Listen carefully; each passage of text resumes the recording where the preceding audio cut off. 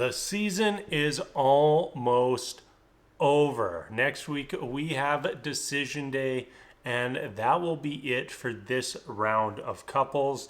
And honestly, all night long, I was just wishing for decision day. Just fast forward past all the junk tonight. Like at this point, we're not getting any new developments. We're just rehashing all the old garbage. We're getting constant cutscenes of the couples making it seem like, oh, I don't know what I'm gonna do on decision day. Even for the couples where it's like extremely clear what they're gonna do on decision day, just felt like a waste of an episode, really. We still have stuff to discuss about. We still have things we can talk about. So let's get into it. Let's start with Zach and Michaela.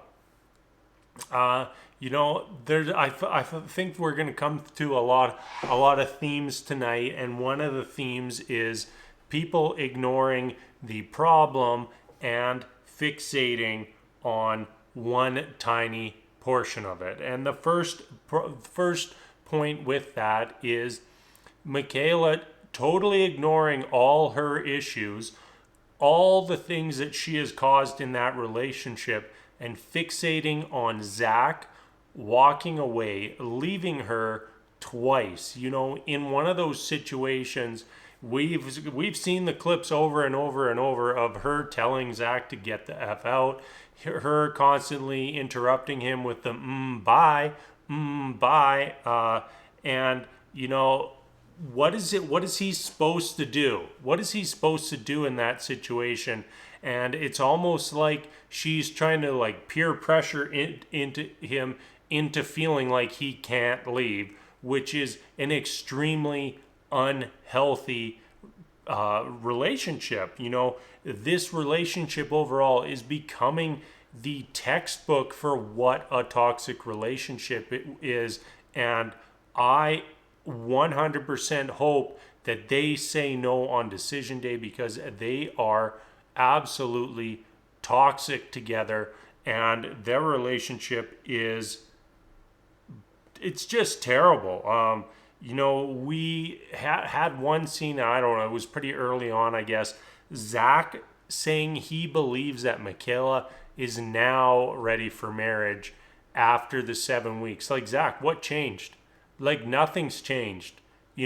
She had 2 meetings with Dr. Pepper where you were there, where she just like faked it and didn't really say anything, denied everything, denied all of her behavior, which is just like blatantly on camera. And that you've taken that as, oh, she's changed, now she's ready for marriage. No, Zach, no, she isn't. And you know what? Probably you aren't either. This was just a terrible match, start to finish, and I will just be absolutely flabbergasted if they decide to stay together on decision day. Another interesting thing that came up was when the entire group was together, and Zach was trying to justify saying no on decision day and still saying together, and many of the other people there were just like, if you say no on decision day, we're done. There's no coming back from that. It's over. And I totally agree. You don't if you want to keep the relationship going, you say yes on decision day. There is the thought that you can say yes on decision day and get a divorce later.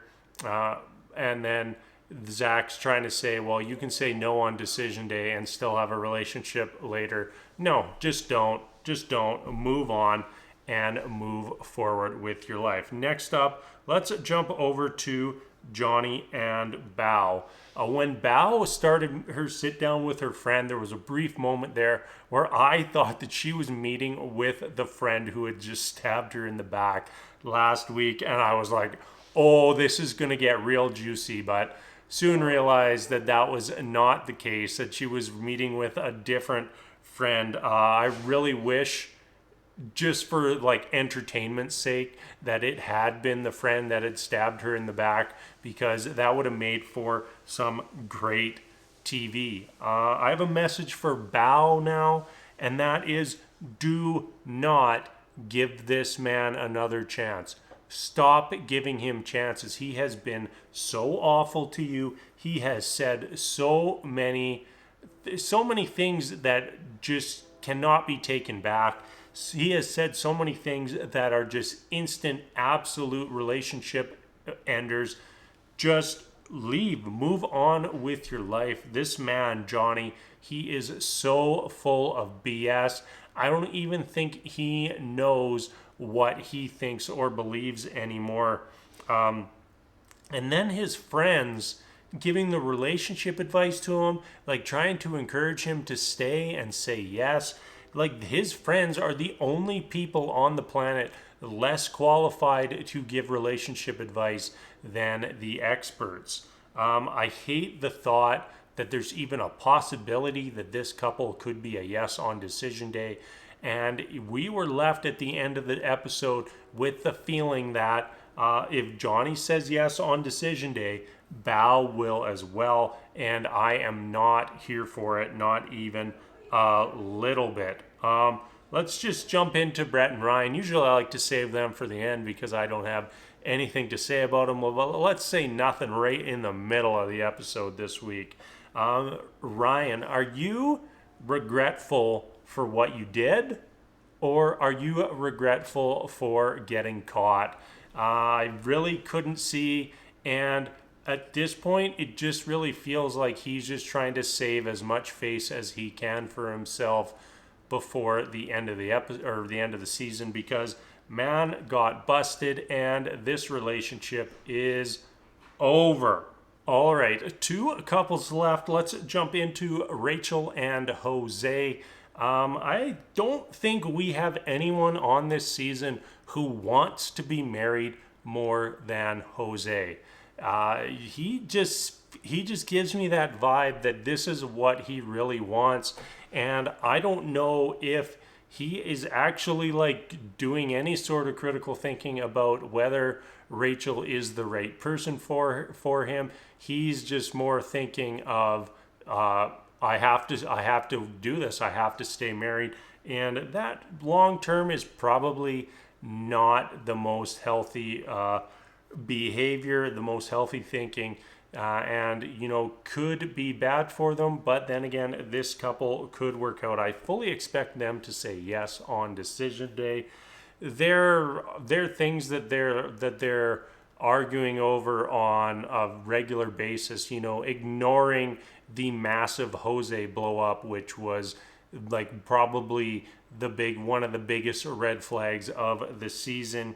The things that they're arguing about, it just feels so weird to me. Like the travel argument is just weird. Like, Jose has a fear of like leaving America or something. Like he's just so against this, and then Rachel is so like, no, we have to take a 8, 9, 10 hour flight vacation every second year. And I'm sitting there thinking, so like, okay, let's say things work out between Rachel and Jose. They stay married on decision day. They're together for, let's say, 3 years. They decide to start a family and live happily ever after. So in that scenario, you basically have 3 years to go do that traveling. You have 3 years. This isn't something that you're going to be able to continue. You're not taking a newborn kid to Thailand. I mean, maybe you are, but I sure as hell would not be taking that kid to Thailand. That's just ridiculous. So this isn't a long-term problem. This is something that's going to be resolved in a few years. Once you start that family, those priorities are going to change. Maybe you'll still want to take a vacation every year, but then maybe you switch to what Jose wants. Jose wants to cruise around the US. He wants to cruise around the States, do some vacationing that way. Maybe that is more suited for a young family. And then who knows, maybe when you're old and retired, you can go back to doing some of those big trips. It just, to me, is such a weird argument that they're having. Like, their big deal breaker is going to be that they can't agree on what kind of vacation to take. Absolutely absurd. Let's go back to the big issue with these two, and that is the big fight they had where Rachel got locked out, and then we later found out that she went and spent the night at her ex's house. And Jose is just so hung up on the trust thing, the cheating thing, that her going and staying at her ex's house has become the issue, and they're just totally ignoring, just like we talked about earlier with Zach and Michaela, totally ignoring Jose's behavior in that fight. Jose telling her to get out, to bounce. I think he told her to bounce, and Jose locking her out for the night. We're just ignoring all that. Like, you have a situation where she's locked out, she's mad, she needs a place to stay, and that was the person that she called on.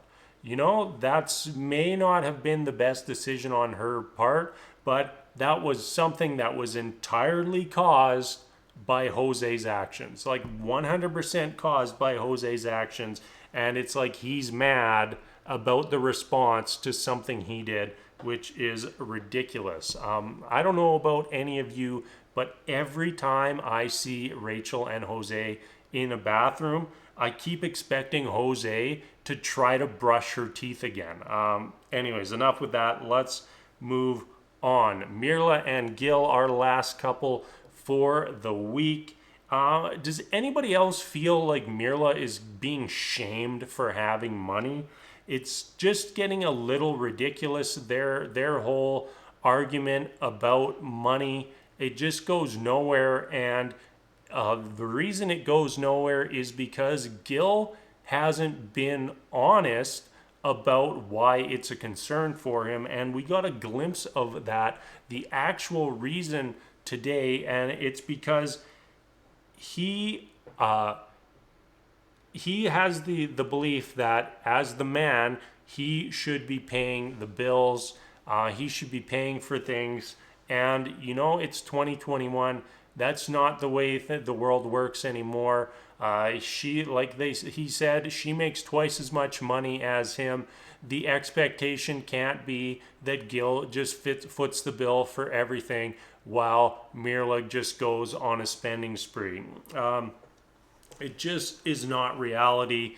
And I think that if Gil actually expressed that to Mirla, that this issue would start fading away. It wouldn't go away completely. They've both been very fixated on this all season long, especially Gil. But Mirla actually being told what the real reason behind everything is, I think would make the situation much better. A good line from when they were roller skating together, Gil said, Mirla asked, like, hey, do you think I'm burning calories while we do this? And he said, you're burning calories every time you complain. It was just like a little snippet, but definitely got a little giggle out of me. I really did not like Gil calling Mirla a brat this episode. Felt like just on the verge of starting to be mean, and that's not like Gil calls her out on things all the time, but this felt like it was pushing that boundary maybe a little bit too far. I think that's it. The spending habits, that seems to be the big hang up for these two, and it really just shouldn't be an issue. Mirla's spending habits will change as her priorities change. If buying a house becomes a priority, she's going to divert some of that spending towards the house. If starting a family becomes important to her, then she's going to divert some of that spending to having it. And it really just should not be as big of an issue as it is. They have enough money to pay their bills. they should be able to figure things out from there. All right, everybody, that's where we're going to wrap things up for this week. As always, thank you so much for watching, and we'll see you next week for Decision Day.